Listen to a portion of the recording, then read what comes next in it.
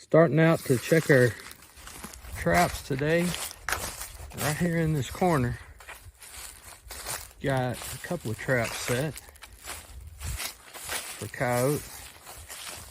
Right here is our dirt hole set. Doesn't look like anything messed with it last night. And right here, about 12 feet away, we've got a flat set. Some people call it a blind set or a back set. Just hoping that coyote steps in it as he's circling that dirt hole, checking it out. Nothing here today, move on to the next set. Here's another corner in this pasture. Got a fence line running east to west that way, and a fence line right here running north to south. And this is a favorite crossing place.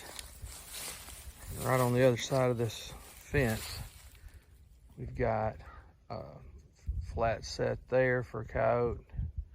Nothing again today. On to the next set. Got a great little place here on this set. Got a couple of pasture roadways that intersect with some pretty tall grass. This is actually just below a pond levee. What you see up at the horizon there's the levee of a small pond. Right here, got a pocket set. Got some sheep's wool and a little bait up in that pipe right in front of our trap. Nothing checked that out last night, so we'll just leave it and move on to the next set.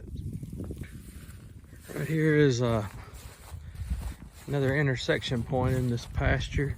Here we're on the top side of that little lake I was just talking about. Right here, got a dirt hole set. You see we got a little bit of cat litter. We got a bone there for some visual appeal.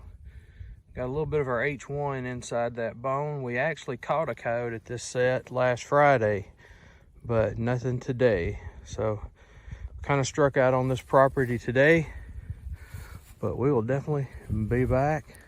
Still got a little bit of time to run the traps on this gentleman's pasture land. Right here we're coming up on a bobcat set. A little trail that runs through the woods here, right along the edge of this field. And there's an opening right back there.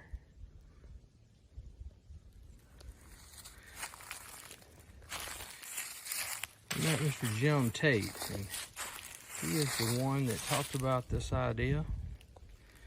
Just some visual appeal for the bobcat from a distance. Just a golf ball with some feathers in it. You can see the wind, just the gentlest of breezes moves it along. And then there is a set right below that.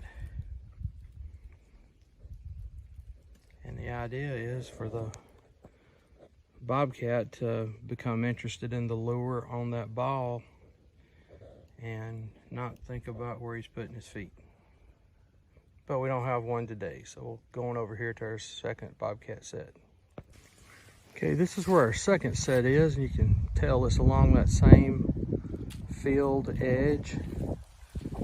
And this gives you a little bit better look at the large opening that goes back into a huge farmland area. And to the left of where you can see, there's a huge watershed. For a little extra attention, found this mylar balloon and put it up on a stick, trying to grab that attention from a distance. And then here we've got kind of a combination. This is a dirt hole set, and we've also got a debris mound. We actually caught a bobcat at this set the first night we put it out. And then since then we've caught a raccoon at this set. And I'm gonna have to check this out, but had something kind of interested right here along the edge. Gonna have to figure out what that is. But our trap and our dirt hole, everything looks just like we left it, so we'll move on. This is another little set we got here between a couple of fields. This is a cut through. You can see we're using Jim Tate's idea again with the golf ball and feathers, and you can see how much that's moving.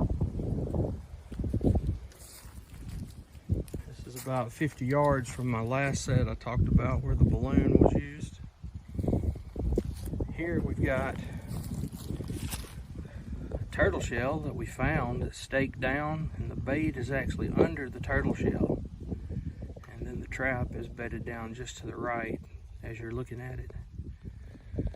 Nothing here today, so we've got a couple of more sets to check. We'll move on. This is another intersection set. Right here on the corner where a couple of huge fields come together. And as you can see, you're looking at the levee of that watershed I was talking about. It's about 150 yards away. And right here on this little corner, we've got a dirt hole set. Been using our H1 here, along with some other baits that we make up, as well as some commercial baits. And then right here we've got a back set. It's a flat set with no bait or lure. We just piled up the grass there. It's extra vision, eye appeal. These two traps have provided us 3 coyotes over the last couple of weeks, and we're hoping they keep working for us. We're at our last coyote bobcat set for the day, just across this little field from our last one. Got a dirt hole here. Kind of scratched that up a little bit the other day to make it look like something was checking out that dirt hole. Even though we didn't get a coyote or a bobcat today, we've had an awesome day. Beautiful, crisp January day. Riding around, just truly blessed.